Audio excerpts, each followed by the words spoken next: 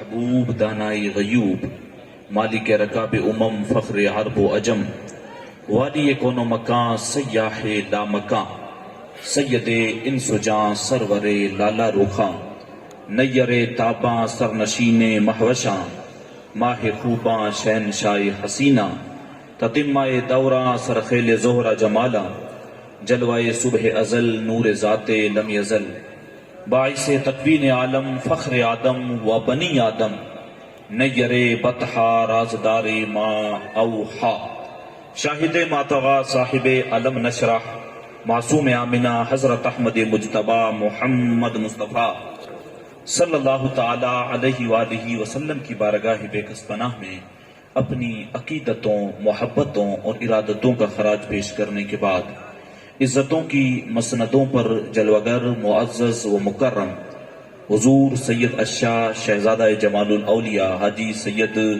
اسلم شاہ صاحب قبلہ، دیگر جتنے بھی علماء ذی وقار، سادات عظام، حفاظ کرام، میرے سامنے تشریف فرما بزرگوں، نوجوان ساتھیوں، بچوں اور خواتین اسلام، السلام علیکم ورحمۃ اللہ وبرکاتہ۔ فتردہ کی گواہی ہے خدا تیری رضا چاہے، فتردہ کی گواہی ہے خدا تیری رضا چاہے، ملا ہو کسی اور کو یہ مرتبہ ہم نے نہیں دیکھا، حبیب دوسرا سا دوسرا ہم نے نہیں دیکھا، اور یا رسول اللہ تیری تو شان ہی کیا، تو شاہ مرسلاں ٹھہرا، تیری تو شان ہی کیا، تو شاہ مرسلاں ٹھہرا، شہنشاہوں سے کم تیرا گدا ہم نے نہیں دیکھا، شہنشاہوں سے کم تیرا گدا ہم نے نہیں دیکھا، اور ہمیں سو ناز ہے اس پر کہ ہم تیرے ہی منگتے ہیں، یا رسول اللہ ہمیں سو ناز ہے اس پر کہ ہم تیرے ہی منگتے ہیں، تیرے در کے سوا کوئی اور در ہم نے نہیں دیکھا، حبیب دوسرا سا دوسرا ہم نے نہیں دیکھا، اور میں کھو جاؤں حشر کی بھیڑ میں تو آپ فرمائیں، میں کھو جاؤں حشر کی بھیڑ میں تو آپ فرمائیں، ہمارے در کا ساقب تھا گدا ہم نے نہیں دیکھا، حبیب دوسرا سا دوسرا ہم نے نہیں دیکھا۔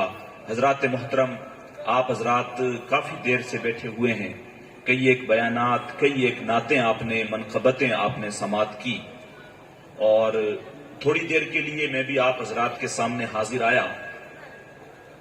اس طریقے سے آپ دیکھ لیں کہ آپ اپنی حاضری لگانے کے لیے میں آپ حضرات کے سامنے آیا ہوں۔ زیادہ وقت آپ حضرات کا نہیں لوں گا، ویسے بھی میں بڑا مختصر بیان کرنے کا عادی ہوں اور بڑا دھیمے لہجے میں جو ہے وہ خطاب کرتا ہوں۔ بس اللہ عز و جل کی بارگاہ میں دعا ہے کہ اللہ مجھے حق کہنے اور آپ کو حق سننے کی توفیق نصیب کرے۔ مجھ سے قبل آپ برادر گرامی سید قمر الدین شاہ صاحب قبلہ سے جو ہنومان گڑھ کے سریشیا کے اندر جو فیضان مدینہ بنانے کا جو پلان آپ حضرات کے سامنے وہ رکھ رہے تھے، اور جو ان کے منصوبے تھے جو انہوں نے سامنے رکھے، یقیناً بڑی جو ہے وہ سعادت مندی کی بات ہے کہ ہم سب لوگ مل کے اگر اس ڈھب سے اس چیز کو بنائیں تو آنے والی ہمارے نسلوں کے لیے یہ چیز بہت بہتر چیز ہے۔ تو گزارش کروں گا آپ حضرات سے اس معاملے میں سید صاحب قبلہ کا ساتھ دیں، اور یہاں پہ بھی سید صاحب قبلہ کا ادارہ چل رہا ہے، اور بھی کئی جگہ پہ چل رہا ہے۔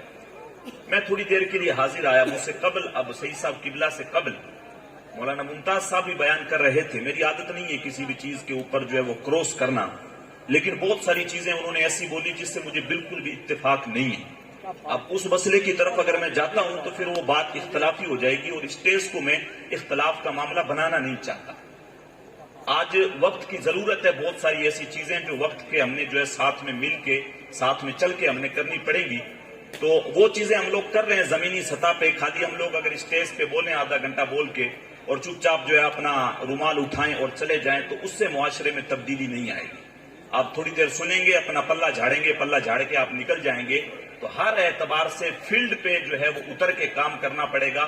اور یہ بالکل اس چیز کو میں نکارتا ہوں کہ آج کے ٹائم میں ہمیں انگلش میڈیم اسکولز، ہمیں کالج، ہمیں ہاسپٹلز، ان چیز کی ضرورت نہیں ہے۔ یہ بالکل سراسر غلط چیز ہے۔ جتنی آج ہمیں مدارس کی ضرورت ہے اتنی ہمیں انگلش میڈیم اسکولز کی بھی ضرورت ہے۔ جتنی آج ہمیں جو ہے وہ مدارس کی ضرورت ہے اتنی ہمیں آج جو ہے اپنی بچیوں کے لیے، اپنے بچوں کے لیے کالج بنانے کی بھی ضرورت ہے۔ ہم لوگ یہ کہتے ہیں نا کہ ہمارے پاس جو ہے نا وہ ڈاکٹرز بہت ہیں، وکیلز بہت ہیں. اپنے والی قوم میں کون سے ڈاکٹرز ہیں آپ مجھے بتائیں. مسلم قوم میں کون سے ڈاکٹر ہیں آپ کے پاس؟ مسلم قوم میں آپ کے پاس کون سے وکیل ہیں؟ مسلم قوم میں اپنے بچوں میں سے کوئی ایک مجھے بتائیں جو MBBS کیا ہو، جو انجینئر ہو، جو اچھے عہدے پہ ڈاکٹر ہو. تو ہمیں عالموں کی بھی، اچھوں کی بھی ضرورت ہے، ہمیں اس کے ساتھ ساتھ ہمیں وکیلوں کی بھی ضرورت ہے. ہمیں پولیس کے اندر بھی اپنے بندے رکھنے، ہمیں جو ہے مساجد اور مدارس کے اندر بھی ہم نے جو ہے وہ اپنے بچے چاہیے. خیر وہ بات دوسری طرف چلی جائے گی. اور جو ہے ویسے ہی ہمارے جو اسٹیج وغیرہ، جو مسجدیں، محراب اور ممبر جو ہیں وہ ویسے بھی اختلافات، حسد اور حقد کے اڈے بنے ہوئے ہیں، جس کی وجہ سے دین کا کام ہونے کے بجائے جو ہے وہ نفرتیں جو ہیں وہ زیادہ پھیلتی چلی جا رہی ہیں. میں نے قرآن مجید کی آیت کریمہ جو پڑھی، اللہ تبارک و تعالیٰ نے ارشاد فرمایا وَإِذَا سَأَلَكَ عِبَادِي عَنِّي فَإِنِّي قَرِيبٌ. اللہ تبارک و تعالیٰ ارشاد فرماتا ہے کہ محبوب میرے بندے تیری بارگاہ کے اندر آ کر میرا پتہ پوچھتے ہیں. وَإِذَا سَأَلَكَ عِبَادِي عَنِّي، محبوب بندے میرے ہیں تیری بارگاہ میں آ گئے ہیں، تیرے در پہ آ کے پوچھ رہے ہیں، پتہ میرا پوچھ رہے ہیں کہ رب کہاں ہے. تو محبوب ان سے کہہ دو فَإِنِّي قریب، میں ان کے بڑا ہی قریب ہوں، میں ان کے بڑا ہی قریب ہوں. اجیب دعوت الداعی اذا دعان فلیستجیبوا لی ولیؤمنوا بی لعلہم یرشدون. اللہ ارشاد فرماتا ہے کہ اگر میرے بندے مجھے پکارتے ہیں اور مجھ سے دعا کرتے ہیں تو میں ان کی دعا کو سنتا نہیں بلکہ ان کی دعا کو قبول بھی کر لیتا ہوں. جب بندے میری بارگاہ میں دعا کرتے ہیں ہاتھ اٹھا کر، مسجد نبوی کا صحن ہے، ایک شخص کونے میں بیٹھ کے دعا مانگ رہا ہے اور اللہ کی بارگاہ میں ہاتھ اٹھا کے دعا کیا مانگتا ہے؟ اللہ کی بارگاہ میں عرض کرتا ہے اللہم انی اسألک بانک اللہ، مالک میں تجھ سے اس لیے مانگ رہا ہوں کیونکہ تو میرا رب ہے. اگر میں تجھ سے نہیں مانگوں گا تو کس سے مانگوں گا؟ حضور علیہ السلام نے جب اس کے یہ لفظ سنے تو ایک دوسرے شخص کو بھیجا اور جا کے کہا کہ اس کو جا کے خوشخبری دے دو، اللہ نے تمہاری دعا کو قبول کر لیا. تو یقیناً اللہ کی جو بارگاہ ہے، اللہ تبارک و تعالیٰ کی جو ذات ہے، بندوں کا حق بنتا ہے کہ جب وہ دعا کریں تو اللہ کی بارگاہ میں ہاتھ اٹھا کے دعا کریں. مالک ہم تیرے بندے ہیں، اگر تیرے در سے نہیں مانگیں گے تو جائیں گے کہاں؟ اگر تو نے ہی ہماری جھولیاں نہیں بھرنی ہیں تو جھولیاں بھرے گا کون؟ اگر تو نے ہی ہمیں رزق نہیں دیا تو پھر ہمیں رزق دے گا کون؟ تو یہ حضور علیہ السلام نے صحابہ کرام کو بھی یہ چیز سکھائی. اچھا ایک چیز اور اگر دیکھیں تو مراتب جو ہے وہ درجے بدرجے آتے ہیں. انبیاء کرام کا مرتبہ ہے، پھر صحابہ کا ہے، پھر تابعین کا ہے، پھر تبع تابعین کا ہے. آج ہم یہاں پر جو ہے وہ بیٹھے ہوئے ہیں ایک بزرگ کے عرس کے اندر، تو اولیاء کرام کا بھی یقیناً جو ہے وہ مقام ہے. قرآن مجید آپ اٹھا کے دیکھیں تو اولیاء کرام کی کرامتوں کا ذکر آپ کو ملے گا. حضرت آصف بن برخیاں ہوں، چاہے حضرت مریم ہوں، چاہے حضرت حنا سلام اللہ علیہا ہوں، چاہے وہ اصحاب کہف کا واقعہ ہو. تو بزرگان دین کا جو وجود ہے آپ کو ہر دور کے اندر ملے گا. ایک دور تھا انبیاء کرام کا، حضور جب تشریف لائے تو وہ سلسلہ ختم ہو گیا. اب حضور جب اس ظاہری دنیا سے تشریف لے گئے تو پھر اس کے بعد اب کسی نبی نے نہیں لانا، اب کسی جو ہے وہ اللہ کے رسول نے تشریف نہیں لانا. اب اس کے بعد امت کی رہنمائی کا جو بوجھ تھا وہ اللہ تبارک و تعالیٰ نے یا تو علماء کرام کے کندھوں پہ رکھا یا پھر صوفیاء کرام اور بزرگان دین کے کندھوں پہ رکھا. تو ان کا وجود آپ اگر دیکھیں گے تو ہر دور کے اندر، ہر زمانے کے اندر آپ کو اللہ کے ولیوں کا وجود ملے گا. اور یہ وہ نفع بخش وجود ہوتے ہیں جن کے دم قدم سے اللہ تبارک و تعالیٰ جو ہے وہ دنیا کے اندر اجالے کر دیتا ہے، جن کے دم قدم سے اللہ تبارک و تعالیٰ جو ہے وہ لوگوں کے اندر جو ہے وہ خوشحالی بھر دیتا ہے. یہ جس راستے سے گزرتے چلے جاتے ہیں وہاں پہ خوشحالی پھیلتی چلی جاتی ہے. تو میں اور آپ بزرگان دین سے جڑے ہوئے ہیں. اب ادھر دیکھ لیں آپ، چاہے جامسر چلے جائیں گے تو وہاں پہ بہت بڑے بزرگ آپ کو ملیں گے، دادا جمال شاہ، سید جمال الاولیاء، خواجہ غلام حیدر کشمیری. اس سے تھوڑے آپ آگے اور چلے جائیں تو پھر آپ کو صوفی حمید الدین ناگوری ملیں گے. اس سے تھوڑے اور آگے چلے جائیں تو پھر آپ کو خواجہ معین الدین اجمیری ملیں گے. تو بزرگان دین کے ساتھ ہمارا رابطہ تو شروع سے رہا ہے، اور ان کے ساتھ جو ہمارا ایک متصل ہونے کا جو طریقہ ہے وہ شروع سے ہے. لیکن جس طریقے سے بزرگان دین نے اپنی زندگی گزاری ہے وہ کہیں پہ بھی ان کے جو اعمال ہیں، ان کا جو کردار تھا وہ ہماری زندگیوں میں کہیں نظر نہیں آتا. ہم لوگ صرف جلسوں تک، صرف پروگراموں تک، ان چیزوں تک ہم لوگ تھوڑے محدود ہیں. آئے تھوڑی دیر کے لیے جلسے میں بیٹھ گئے، چند باتیں سنی ہم نے، آئے مزار پہ ہم نے حاضری دے لی، پھول چڑھا لیے، دعا کر لی، پھر چلے گئے. نہ نماز سے ہمیں کوئی مطلب ہے، نہ ہمیں روزوں سے کوئی مطلب ہے. زکوٰۃ فرض ہے تو اس سے ہمیں کوئی مطلب نہیں ہے. کسی بھی معاملے سے ہمیں اگر دین کے معاملے پہ خرچ کرنے کے لیے کہہ دیا جائے تو اس میں بھی ہمیں جو ہے وہ پھر بٹوا نکال کے پرانے نوٹ ہوتے ہیں وہ پھر ہمیں نظر آتے ہیں، 10 کا دے دو، 20 کا دے دو. پرانے نوٹ جب جمعے والے دن ہم لوگ جاتے ہیں، جب اللہ کی راہ میں خرچ کرنے کی باری آتی ہے تو اس وقت ہم لوگ پرانے نوٹ نکال کے خرچ کرتے ہیں. اللہ تبارک و تعالیٰ نے قرآن مجید میں ایک آیت میں فرمایا من ذا الذی یقرض اللہ قرضا حسنا، یعنی جس بندے نے اللہ کو قرض حسنا دیا، اللہ تبارک و تعالیٰ جو ہے اس کے مال میں برکت عطا کر دیتا ہے. جب یہ آیت اللہ تبارک و تعالیٰ نے قرآن مجید میں نازل کی تو حضور کے ایک صحابی تھے حضرت ابو دہدہ رضی اللہ تعالیٰ عنہ، حضور سے پوچھنے لگے کہ حضور واقعی میں اللہ نے ہم سے قرض حسنا مانگا ہے؟ تو حضور نے ارشاد فرمایا ہاں ابو دہدہ، حضور نے ہم سے جو ہے وہ قرض حسنا مانگا ہے. تو انہوں نے حضور کا ہاتھ پکڑ لیا، اور حضور کا ہاتھ پکڑنے کے بعد تفسیر تبری کے اندر ہے کہ انہوں نے حضور کا ہاتھ پکڑا اور 600 کھجوروں کے درخت لگے ہوئے ان کا ایک باغ تھا، اور اس کے اندر ہی ان کی رہائش تھی جس میں ان کے بیوی بچے، ان کے گھر والے سارے رہتے تھے. انہوں نے حضور کا ہاتھ پکڑ کے کہا کہ حضور آپ گواہ ہو جائیں، یہ سارا 600 کھجور جو لگے ہوئے درخت ہیں، یہ پورا کا پورا باغ میں نے اللہ کو قرضے میں دے دیا ہے. یہ پورا کا پورا باغ میں نے اللہ کو قرض حسنا کے طور پہ دے دیا ہے. اب پھر ان جو ہے اللہ کے حبیب صلی اللہ علیہ وسلم کے صحابہ کا عقیدہ بھی دیکھیں. محبت اور عقیدت وہ تھی جب حضور کی خدمت میں بیٹھتے بھی تھے تو معاملہ یہ ہوتا تھا، ایسے بیٹھتے تھے کأن علی رؤوسہم الطیر، حضور کی خدمت میں ایسے بیٹھتے تھے جیسے ان کے سروں کے اوپر پرندے بیٹھے ہوئے. ادب کا یہ معاملہ ہوتا تھا، اپنے سر کو جنبش نہیں دیتے تھے کہ کہیں کوئی پرندہ سر سے اڑ نہ جائے. یعنی راوی نے جب بیان کیا یہ انداز بتایا، سروں کو جھکا کے بیٹھتے تھے. عشق رسول کا یہ معاملہ تھا. قرآن مجید کی آیت نازل ہوئی، آیت نازل ہوتے ہی کیا کیا کہ وہ 600 کھجوروں کے درخت کا جو باغ تھا اللہ کو قرض حسنا کے طور پہ دے دیا، اور رہنا سہنا بھی اسی کے اندر ہے. اب جو ہے وہ باغ کے اندر نہیں گئے، باغ کے گیٹ کے اوپر کھڑے ہو کے اپنی بیوی کو آواز لگا رہے ہیں، ام دہدہ، اپنی بیوی کو کہہ رہے ہیں اے ام دہدہ، باغ سے اپنے بچوں کو لے کے، سامان کو لے کے باہر نکلا، یہ باغ ہم نے اللہ کو قرضے میں دے دیا ہے. اب آج کے دور کی اگر کوئی عورت ہوتی تو اگر جو ہے کسی میں کوئی اگر پیسے زیادہ اللہ کے نام پہ دے دے تو اس اپنے شوہر کا گھر میں گھسنا مشکل کر دے گی کہ سارا کچھ تو دے کے آ گیا ہے، ہم لوگ کہاں رہیں گے، ہمارے بچے کہاں رہیں گے. لیکن وہ جو ہے حضور علیہ الصلوۃ والسلام کی درسگاہ کے جو ہے وہ جو ہے طالب علم تھے، حضور سے جو ہے پڑھنے والے تھے.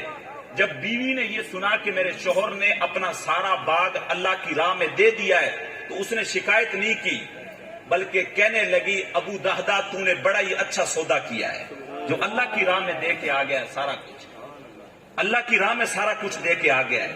تو یہ حضور کے صحابہ کا معمول تھا. جب خرچ کر حضرت ابو بکر صدیق رضی اللہ تعالیٰ عنہ کے تعلق سے آتا ہے، ایک دن حضور کی خدمت میں حاضر ہوئے. معمول یہ تھا، اپنے یہاں بوری نہیں ہوتی ہے جس طریقے سے، وہ بوری انہوں نے پہن رکھی تھی اور اس پہ بٹن جو لگا رکھے تھے آگے وہ کانٹے لگا رکھے تھے.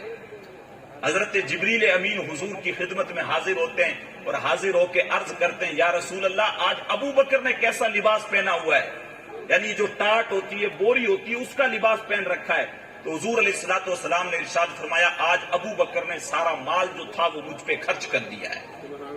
تو حضرت جبریل امین اللہ کی طرف سے حضور کو جو ہے وہ عرض کرتے ہیں حضور حضرت ابو بکر صدیق سے پوچھیں تو صحیح کہ یہ اللہ سے راضی ہیں یا نہیں ہیں. یعنی انہوں نے سارا مال جو حضور پہ خرچ کر دیا ہے اس کے بدلے میں اللہ سے راضی بھی ہیں یا نہیں ہیں. جب حضور نے جو ہے وہ سلام کہا اللہ کی طرف سے حضرت ابو بکر صدیق کو اور پھر پوچھا کہ اللہ کی طرف سے پیغام آیا، میرے ابو بکر سے پوچھو ابو بکر تم اللہ سے راضی ہو یا نہیں ہو.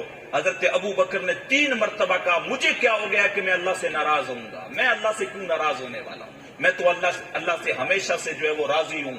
حضرت جبریل امین نے بتایا حضور جیسا آج لباس یعنی ٹاٹ پہن کے کانٹوں کے جو بٹن حضرت ابو بکر صدیق نے لگا رکھے ہیں، آج جو اللہ کا عرش اٹھائے ہوئے فرشتے ساروں نے ویسا کا ویسا لباس پہن رکھا ہے، وہ حضرت ابو بکر صدیق کی سنت کو ادا کر رہے ہیں. تو تو یہ حضور علیہ الصلوۃ والسلام کی درسگاہ کے وہ طالب علم تھے جو قیامت تک آنے والی نسلوں کو جو ہے یہ درس دے کے گئے کہ جب اللہ اور اس کے رسول کی باری آ جائے اور خرچ کرنے کی باری آ جائے تو جب جمعے کی نماز میں جاؤ تو بٹوا نکال کے یہ مت دیکھا کرو کہ سب سے پرانا نوٹ کون سا، وہ 10 کا میں نے اللہ کے نام پہ دینا ہے۔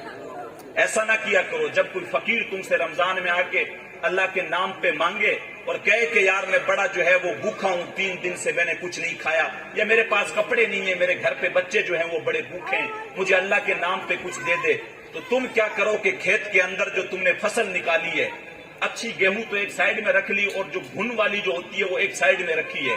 اب رمضان میں جو فقیر آئیں گے اس میں سے جو ہے کٹوریاں بھر بھر کے اب ہم ان کو دیں گے۔ دے کس کے نام پہ رہے ہیں؟ اللہ کے نام پہ دے رہے ہیں۔ شہر میں رہ رہے ہیں، کہیں پہ مدرسہ ہے، پاس میں بچے پڑھ رہے ہیں، ہمارا ایک ذہن بن گیا ہے کہ مدرسے میں پڑھنے والے بچے جو ہوتے ہیں وہ یتیم ہوتے ہیں۔ اب ہم نے کیا کیا، شادی کی، شادی میں جو کھانا بچ گیا وہ پتیلا ہم نے اٹھایا اور بچوں کو بھیج دیا کہ یہ جو بچا ہوا کھانا یہ اللہ کے نام پہ مدرسے میں بچوں کو دے دو۔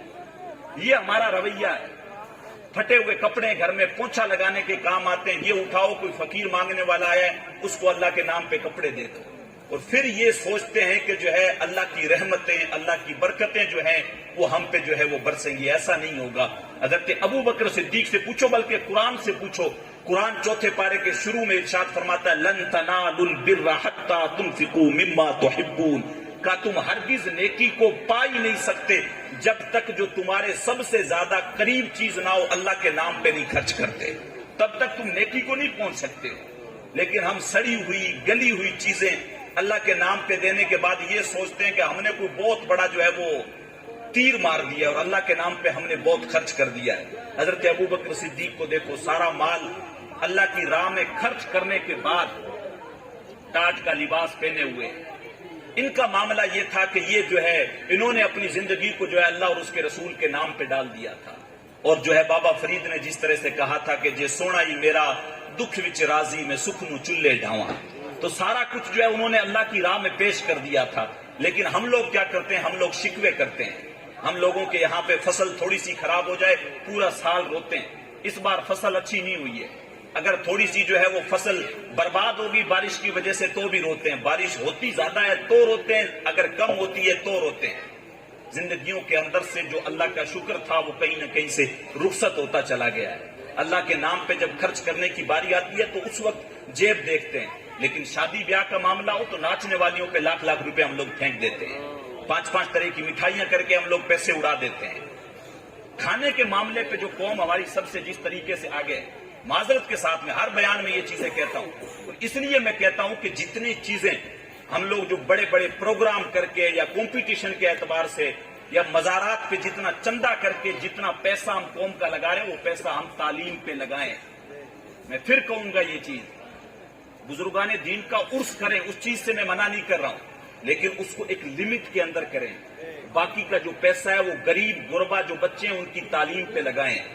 جو بچیاں ہیں جن کی شادی نہیں ہو رہی ہے، جن کے سروں کے اندر جو ہے پیسے نہ ہونے کی وجہ سے گھر پہ بیٹھی بیٹھی ان کی دہلیز پہ بیٹھے بیٹھے باپ کی سروں کے اندر چاندی اتر آئی ہے، بال سفید ہو گئے، ان کی شادی نہیں ہو رہی ہے، ایسی بچیوں کے ہاتھ پیلے کریں۔ سماجی کچھ ایسے معاملات کریں کہ ان غریب بچیوں کی سالانہ 15-20 بچیوں کی شادیاں کریں۔ غریب جو بچے ہیں ان کو اچھی تعلیم دلائیں۔ اگر کوئی مسکین غریب ایسا ہے جس کے پاس پیسے نہیں ہیں اور بیماری سے اگر پیڑت ہے تو اس کا علاج کروائیں۔ اگر کوئی بیوہ بیٹھی ہوئی ہے تو چپکے سے رات میں جا کے اس کی مدد کریں، اس کے گھر میں راشن ڈالائیں، پیسے ڈالائیں۔ فیس بک والی جو ہے مدد نہ کریں کہ اگر اس کو ایک تھیلا آٹے کا دے رہے ہیں اور 10 لوگ کھڑے ہو کے ساتھ میں فوٹو کھینچا رہے ہیں کہ سرپنچ صاحب نے، ڈائریکٹر صاحب نے، پیر صاحب نے، علاقے کی فلاں بیوہ تھی اس کو 10 کلو کا آٹے کا تھیلا دیا ہے، 12 لوگ اس کے نیچے ہاتھ لگا کے کھڑے ہوئے۔ یہ چیزیں نہ کریں، بلکہ کسی کو دیں۔ حضور نے ارشاد فرمایا کہ جب تم دائیں ہاتھ سے خرچ کرو تو بائیں کو پتہ نہ چلے، تو اگر تم ایسا کرو گے کل جب قیامت کا دن ہوگا اللہ کے عرش کے علاوہ کوئی سایہ نہیں ہوگا۔ ایسا کرنے والے کو اللہ اپنے عرش کا ٹھنڈا سایہ نصیب کرے گا۔ تو کچھ معاملات ایسے بھی کریں، آج کل ہو گیا جیسے نیکی کر فیس بک پہ ڈال، کچھ معاملات ایسے کریں، پہلے تھا نیکی کر دریا میں ڈال، تو کچھ چیزیں ایسی بھی کریں جو چپکے سے کریں۔ رات کے اندھیرے میں کبھی مصلی بچھا لیں، اس پہ تسبیح لے کے بیٹھ جائیں، اللہ اللہ کی صدائیں لگائیں۔ کچھ لوگ کہیں گے کہ نام میں کیا رکھا ہوتا ہے. ایک بہت بڑا فلسفی تھا, کسی بزرگ کی بارگاہ میں چلا گیا اور بزرگ بیان کر رہے تھے اس طریقے سے, تو جو ہے بزرگ نے بیان کیا کہ تسبیح لے کے اللہ اللہ کی رٹ لگایا کرو, اس سے دل کا میل صاف ہوتا ہے. وہ فلسفی تھا, کہنے لگا حضرت یہ کیا بات کر رہے ہیں آپ, نام میں کیا تاثیر ہوتی ہے, اللہ کرنے سے جو ہے دل کا میل کیسے صاف ہو جائے گا. اگر میں کاغذ کے اوپر آگ لکھ دوں تو کاغذ جل تھوڑی جائے گا, یا میں زبان سے اگر برف بول دوں تو میرا منہ تھوڑی ٹھنڈا ہو جائے گا, یا گرمی میں اگر میں سردی کا لفظ چلانے لگ جاؤں تو سردی تھوڑی آ جائے گی. بولا نام میں کوئی تاثیر نہیں ہے. بزرگ بھی آخر کوئی پہنچے ہوئے بزرگ تھے, آج والے بزرگوں کی طرح نہیں تھے کہ 6 مہینے سے نہائے ہوئے نہیں, لٹیں اتنی لمبی ہیں, گلے کے اندر بڑی بڑی مالائیں ڈال رکھی ہیں, بھانگ پی رکھی ہے, پتہ نہیں چرس پی رکھی ہے, چکر لگا رہے ہوتے ہیں, اور جو ہے نا ہم لوگ ان کے پاس کھڑے کھڑے ویڈیو بنا رہے تھے. یہ بابا بڑا پہنچا ہوا ہے, یہ بہت پہنچا ہوا بابا ہے, اور ابھی جو ہے وہ ہمیں بھی پہنچا دے گا. یہ تو ہماری حالت ہے تعلیم کے بغیر. تعلیم میں اتنے ہم لوگ پچھڑے ہوئے ہیں, ہم پہچان نہیں پاتے ہیں. ہم اپنے گھروں کے اوپر جو لوگ آتے ہیں جو بھیک مانگ رہے ہوتے ہیں, وہ ہمارا ہاتھ دے کے ہمیں نصیب بتا رہے ہوتے ہیں, اور وہ جب نصیب بتاتے وہ بتاتے ہیں تیرے ساتھ یہ ہوا تھا, تیرے ساتھ یہ ہوا تھا, 2-4 باتیں ٹھیک بیٹھ جاتی ہیں مائنڈ ریڈ کر کے. ہم لوگ کہتے ہیں یہ تو بابا بڑا پہنچا ہوا ہے اور اس کو تو سارا کچھ پتا ہے. ہمیں اتنی بھی سمجھ نہیں ہے کہ اگر اس کو قسمت کا پتا ہوتا, اس کی خود کی قسمت اتنی پھوٹی ہوئی ہے کہ وہ آپ کے دروازے پہ 10-10 روپے مانگتا پھر رہا ہے, وہ آپ کی قسمت کا فیصلہ کر رہا ہے. یہ چیز اگر ہم سوچیں تو ہمیں سمجھ میں آ جائے گی کہ یہ سارے ڈھونگی لوگ ہوتے ہیں. اللہ کا ولی اگر پہچاننا ہو تو قرآن کی نظر سے پہچانے, الذین آمنوا وکانوا یتقون, جس کا ایمان بڑا پرلے درجے کا ہو, سب سے اونچے درجے کا ایمان ہو, اور اللہ سے سب سے زیادہ ڈرنے والا ہو. یہ ولی کی 2 نشانیاں ہیں اگر کسی ولی کو پہچاننا ہو تو. یہ نہیں ہے کہ حضرت جو ہے وہ 6 مہینے سے نہائے ہوئے نہیں ہے, حضرت مجذوبیت کے اندر رہتے ہیں, حضرت جو ہے شام میں جو ہے وہ کسی کا جو ہے چرس کا یا گانجے کا کوئی 4-5 کش لگا لی, حضرت جو ہے وہ چلم لے کے ٹہل رہے ہیں, اور عوام ساری اس کے پار سے گھومی ہوئی ہے. حضرت بڑا دور سے بابا آیا, بڑا پہنچا ہوا ہے. یہ کہیں نہیں پہنچا ہوا, یہ جہنم میں جائے گا, تمہیں بھی لے کے جائے گا, تمہارا بھی بیڑا گرک کرے گا. یہ تو یہ چیزیں ہم لوگ سمجھیں. آنکھیں اللہ نے دی ہیں.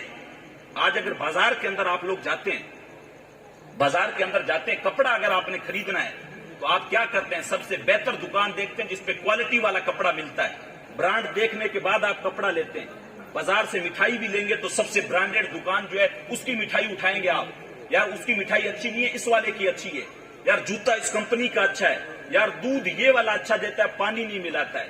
یعنی جس طریقے سے آپ اپنی ضروریات کی چیزیں جب لیتے ہیں اس میں آپ برانڈ دیکھتے ہیں, تو کم سے کم جب کسی کے ساتھ جڑیں اور کسی کے سے عقیدہ لیں تو اس کا عقیدہ بھی تو دیکھیں کہ اس کا عقیدہ کیسا ہے. جس سے ہم علم لے رہے ہیں اس کے پاس علم کس درجے کا ہے. کہیں ایسا تو نہیں ہے کہ ہمیں بھی برباد کر رہا ہے, خود بھی برباد ہو رہا ہے. تو چیزیں بہت ساری ہیں جس کو ہمیں سمجھنے کی ضرورت ہے, سمجھنے کی ضرورت ہے. تو عرض کر رہا تھا کہ وہ بندہ جو ہے فلسفی کہنے لگا, حضرت کیا بات کر رہے ہو, نام میں کون سا اثر رکھا ہے, نام میں کوئی اثر وسر نہیں ہے. اب اچھے خاصے لوگ بیٹھے ہوئے تھے اس طریقے سے, بہت سارے لوگ بیٹھے ہوئے تھے. اب وہ بزرگ آخرکار بزرگ تھے, اللہ والے تھے, واقعی میں دلوں کے حال جاننے والے تھے. انہوں نے جو ہے اور کچھ نہیں کہا. جب وہ بیچ میں سے کھڑا ہو گیا تو فلسفی تھا, بہت بڑا نام تھا, لوگ مثالیں دیتے تھے اس کی. تو اس کو کہنے لگے کہ چل گدھے بیٹھ جا. جب اس کو ایسے کہا نا گدھے بیٹھ جا, اس کا چہرہ لال ہو گیا, ایک دم سرخ چہرہ ہو گیا. اس کی تو بےزتی ہو گئی. 1000 لوگوں کے سامنے اتنا بڑا فلسفی, لوگ جس کے سامنے ہاتھ باندھ کے کھڑے ہوتے ہوں, جس سے عقلی دلیلیں پوچھتے ہوں, اس کو ساری محفل کے اندر بزرگ نے گدھا کہہ دیا. اس کی تو بےزتی ہو گئی. اس نے کہا حضرت آپ نے ایسے کیسے کہہ دیا, چہرہ اس کا لال ہو گیا. تو بزرگ نے بڑے پیار کے ساتھ جواب دیا کہ بیٹے دیکھو, گدھے کے نام میں اتنا اثر ہے کہ تمہارا چہرہ لال ہو گیا ہے, تو اللہ کے نام میں اثر نہیں ہوگا کہ وہ دل کے میل کو صاف کر دے. جب گدھے کے نام میں اتنا اثر ہے کہ تمہارے چہرے کا رنگ بدل گیا, تو جب اللہ کی رٹ لگاؤ گے تو تمہارے دل کا حال نہیں بدلے گا. یقیناً بالکل جو ہے وہ دل کی میل اترے گی. تو عرض کروں گا, زیادہ باتیں عرض کرنے کے لیے کیونکہ وقت آپ کافی دیر سے بیٹھے ہوئے ہیں. رات کی تنہائی میں کبھی بیٹھ کے اپنے گناہوں کو یاد کریں, اللہ کی بارگاہ میں توبہ کریں. ایسی مجلسوں میں بھی شریک ہو. رمضان آ رہا ہے, رمضان کے روزے رکھیں. اللہ نے زکوٰۃ اگر فرض کی ہے تو غریبوں مسکینوں کو صحیح معنوں میں جو ادارے اچھا کام کر رہے ہیں ان کو جو ہے وہ آپ دیں.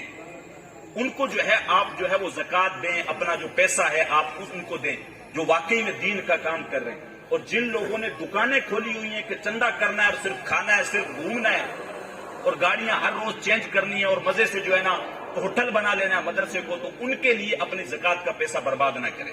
جیسے بات میں نے ابھی کہی، اللہ نے آنکھیں دے رکھی ہیں، بھائی جب ہم اپنی ضروریات کی چیزیں لیتے ہوئے دیکھتے ہیں کہ کیا صحیح ہے کیا غلط ہے، تو چندہ دینے سے پہلے بھی تو آپ کو پتا ہے نا کون سے مدرسے میں اچھی تعلیم ہو رہی ہے، کون سے میں نہیں ہو رہی ہے۔ اور بالکل آج ہندوستان کے اندر اگر آپ نظر اٹھا کے دیکھیں گے، ہمارے ادھر مدرسوں کی کوئی کمی نہیں ہے، کمی صرف ہے تو اچھی تعلیم کی ہے۔ جتنے آج ہمارے ادھر مدرسے ہیں ان میں اگر نظام بہتر کر لیا جائے، تعلیم اچھی کر لی، میں ایسا نہیں کہہ رہا ہوں کہ ساروں میں نظام خراب ہے، بہت سارے ایسے مدرسے ہیں جن کے اندر تعلیمی نظام بہت زبردست ہے۔ سید صاحب قبلہ بچیوں کا مدرسہ چلا رہے ہیں، میں نے خود دیکھا ہے، میری خود کی بہنیں وہاں پہ پڑھتی ہے، تعلیمی نظام بڑا اعلیٰ ہے اور بڑے اچھے لیول کی بچیاں اس میں پڑھ رہی ہیں۔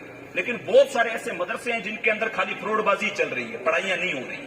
تو اگر یہ جو موجودہ مدرسے ہیں ان کا نظام اگر بہتر کر لیا جائے اور ان کے نظام میں ضروریات کے اعتبار سے جو ہے اصول حدیث، اصول تفسیر تحلیلی، حدیث تحلیلی، کچھ چیزیں ایڈ کر کے، انگلش وغیرہ، میتھ وغیرہ کچھ چیزیں ایڈ کر کے ضروریات کے اعتبار سے پڑھائی جائیں، تو فی الحال ہمیں آنے والے 10-15 سالوں میں کوئی مدرسہ بنانے کی ضرورت نہیں ہے۔